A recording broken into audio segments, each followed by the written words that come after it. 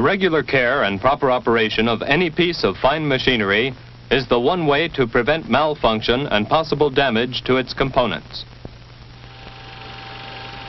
The AQ-2A is a fine piece of electronic mechanical equipment. Its precision parts have been machined to the close tolerances of a fine watch. Yet, with the kind of ordinary care you will see demonstrated, this projector should give many years of highly satisfactory service. Basically, all motion picture projectors operate the same way and require the same care. But for this demonstration, we shall use motion picture projector AQ-2A1. When you receive an order or request to screen a certain film, check the screening room to ascertain what adjustments are necessary for good viewing. First, the room should be well ventilated. Generally, this room will be a dual-purpose classroom and will need some rearrangement to adapt it to a screening room. These windows will have to be blacked out. Any outside light will cause poor projection quality.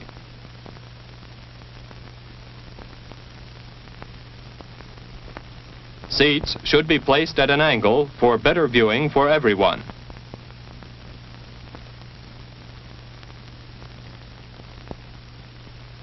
Position the projector at least 6 feet from the rear row of seats and make sure the stand is stable to prevent tipping or rolling after the projector is in position.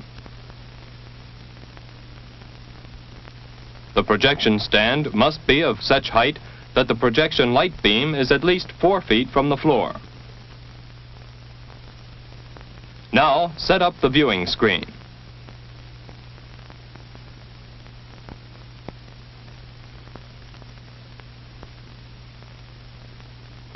There are 2 simple rules to follow when placing this screen.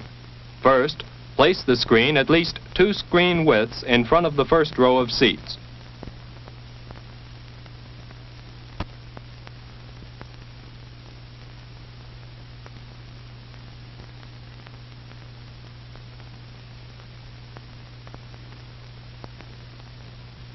And second, put the bottom of the screen at least as high as the heads of the viewers when they are seated. Now the room is set, the screen is set, so you can start the preoperative and setup check of the projector. First, make sure you have a full assortment of replacement parts, including aperture brush and spare belts, lens tissue, exciter lamp, lubrication oil having military symbol 2135H, fuses, projection lamp, and a small bottle of pure grain alcohol. Now, attach the reel arms to the projector in the manner shown. Make sure the arm with the rewind mechanism goes in the front position. Keep the pulley wheels toward you, and you will have these arms properly installed. The belts roll easily onto the pulleys. Make sure the rewind plunger is disengaged.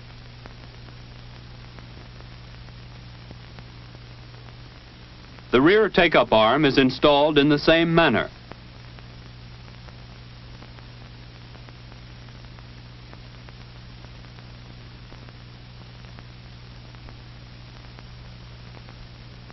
Before you plug the projector in, check that all switches are turned off. Motor switches and amplifier controls are located on the back of the projector.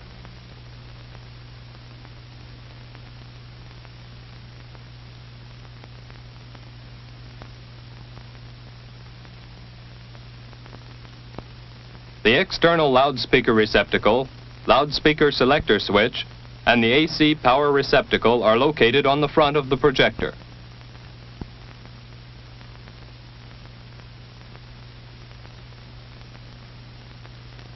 Plug the loudspeaker cable into the receptacle located on the bottom right side of the projector. Make sure the speaker selector switch is in remote. Always secure cables and wires to prevent the possibility of someone tripping on them, causing personal injury and damaging the equipment. It is a good idea to keep handy an AC power extension to reach the outlet. When necessary to use one, loop the 2 ends together before connecting them. This keeps the strain off the connection. Before connecting this power cable to the projector, tie it to something solid.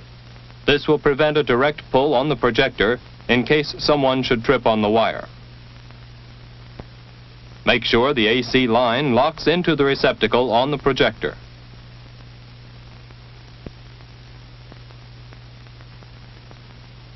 Before plugging in the power line, attach the ground wire to the receptacle.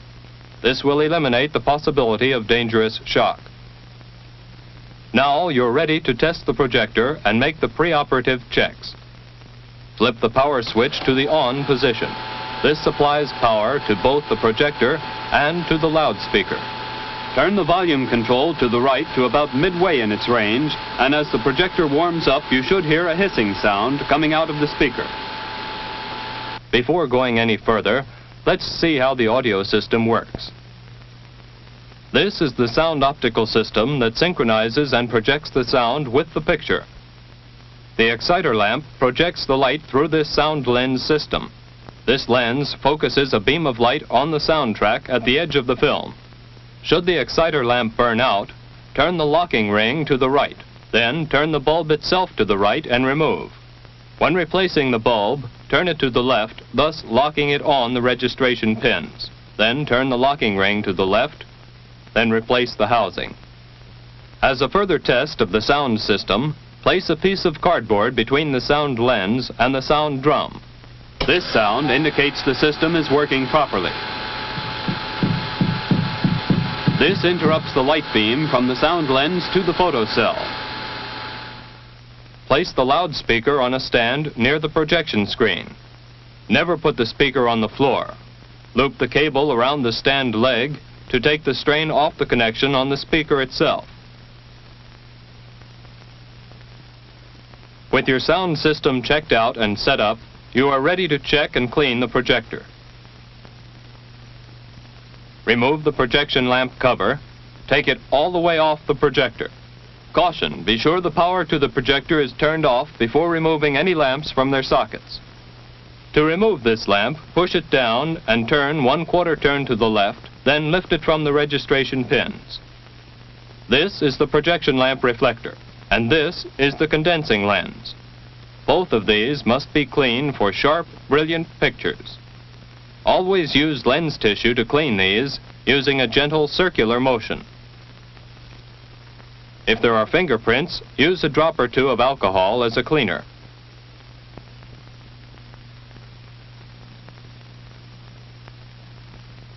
When the reflector and condensing lens are clean, replace the projection lamp with a 1/4 turn to the right, then wipe this clean too.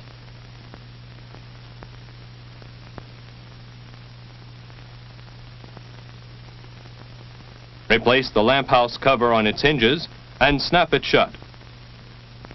Now clean the projection lens. First, loosen the locking screw and carefully remove the lens. Wipe this lens using a gentle circular motion also. If there are fingerprints or grease on it, use a drop or two of pure grain alcohol on the tissue. When it is clean, replace into housing and set the screw snugly. Finally, you must clean the aperture plate and the pressure plate. They are both located here. Caution, never attempt to remove either of these plates when the projector is running.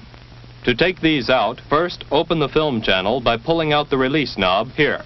Pull the pressure plate handle toward you. Any accumulation of dust, dirt, and emulsion must come off to avoid scratching or possible sticking and breaking of the film. Clean with the aperture brush, never with any metallic object. If there is gum on it, soften it with a little alcohol on a clean cloth. Then use the aperture brush again.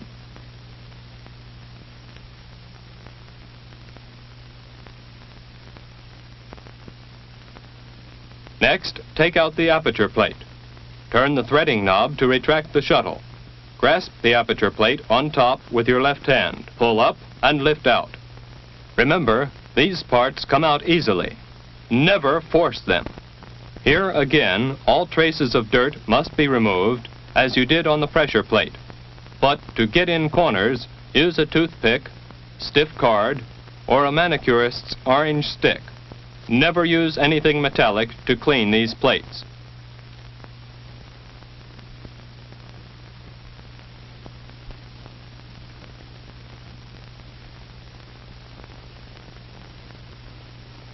When it is clean, place slots of the aperture plate over the studs on the mounting bracket, and then, and this is important, push it down all the way. When replacing the pressure plate, see that the clips, top and bottom, engage the mounting brackets. If this is done right, it slips right in. And that's about it. You have checked to make sure that you have sound, light, clean lens, clean aperture, and pressure plates, and all the replacement parts necessary. Now you're ready to check the projection light image on the screen. It is important to check this out before your audience arrives. Notice the light is high, tilted, and off-center. Center the image by moving the projector. To lower the image, turn the leveling knob on the lower front of the projector. To adjust the tilt, there is a leveling screw on the rear leg of the projector. Turn it to raise or lower the leg. Now the projection image is straight on the screen.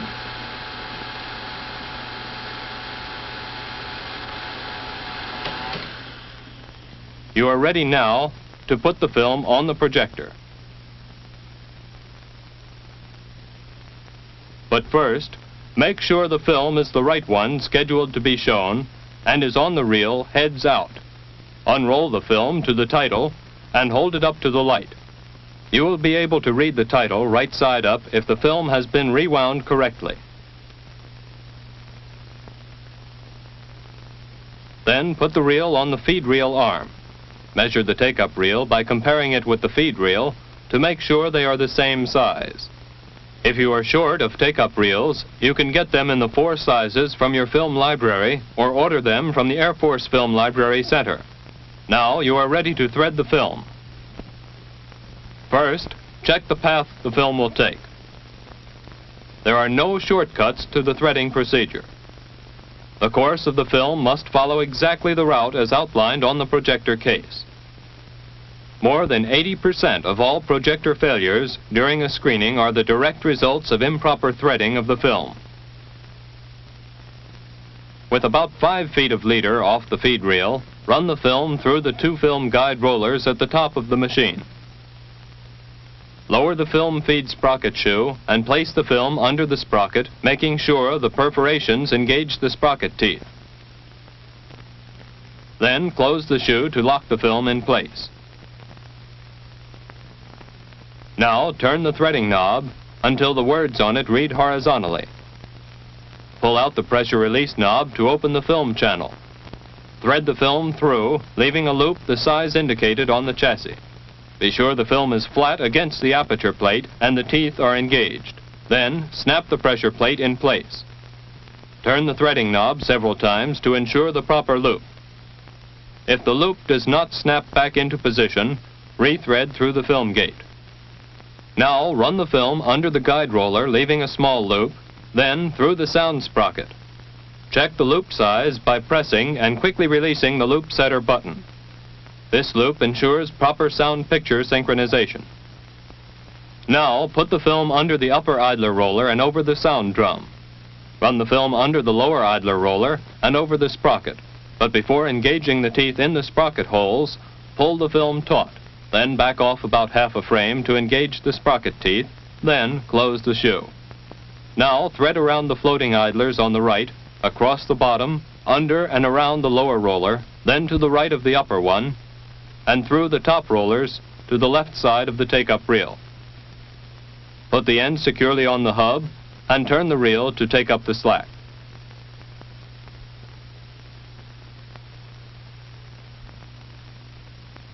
More than 90% of all damage to the film occurs in the first 20 feet, and much of that is the result of improper threading of the film at the gate area. The film runs through this gate at 24 frames per second, and as each frame passes through, there is a slight hesitation of this frame as it is flashed on the screen. To illustrate this action, the shuttle claw moves like a piston, engaging the film on the downstroke, releasing it at the bottom, and returning to the top for another frame. It is during this interval, as the shuttle claw moves from bottom to top, that the hesitation in film movement occurs, thus accounting for the stability of the picture. It's easy to see how a film could be chewed up if not properly threaded at this point.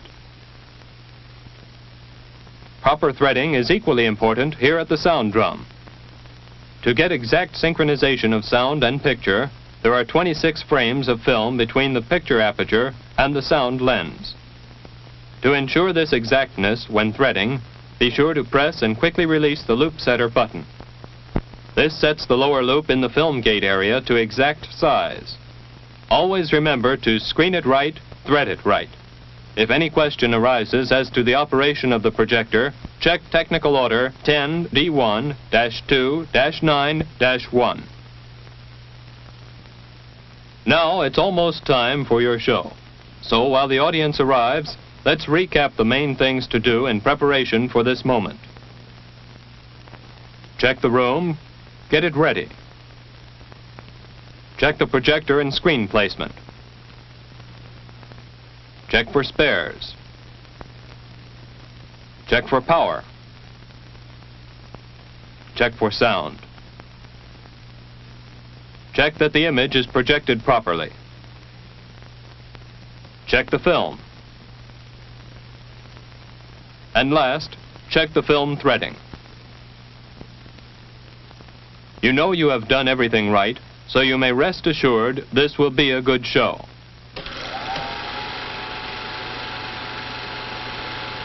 Suppose the film broke in the middle of the screening. Here's what to do to avoid too much annoyance to your audience. Turn off the projector. Keep calm and don't let the audience rattle you. Open the film gate to release the tension on the film.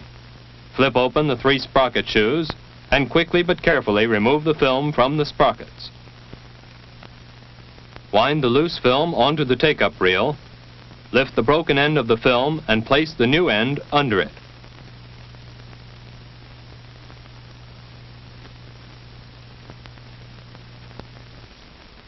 Turn the take-up reel to make sure the new end is snug, then pull down the film from the feed reel, allowing yourself a little more than normal.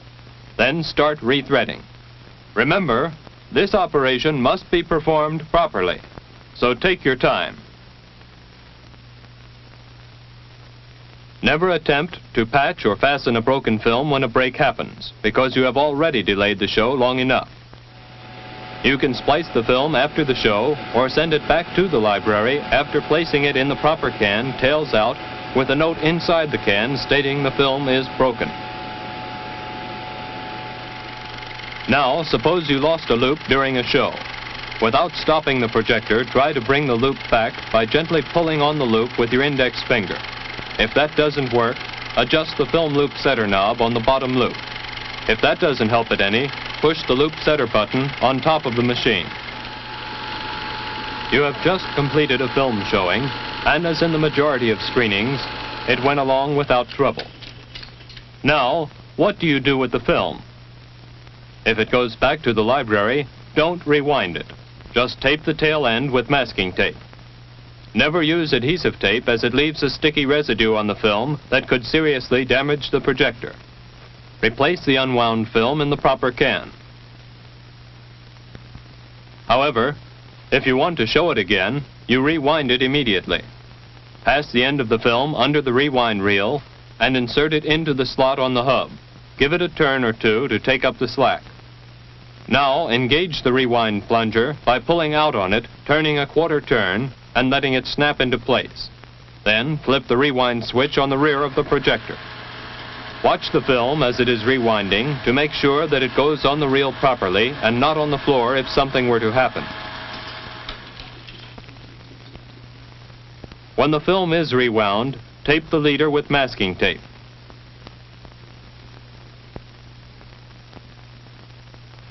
Now the rewound film is replaced in the proper can for later screening.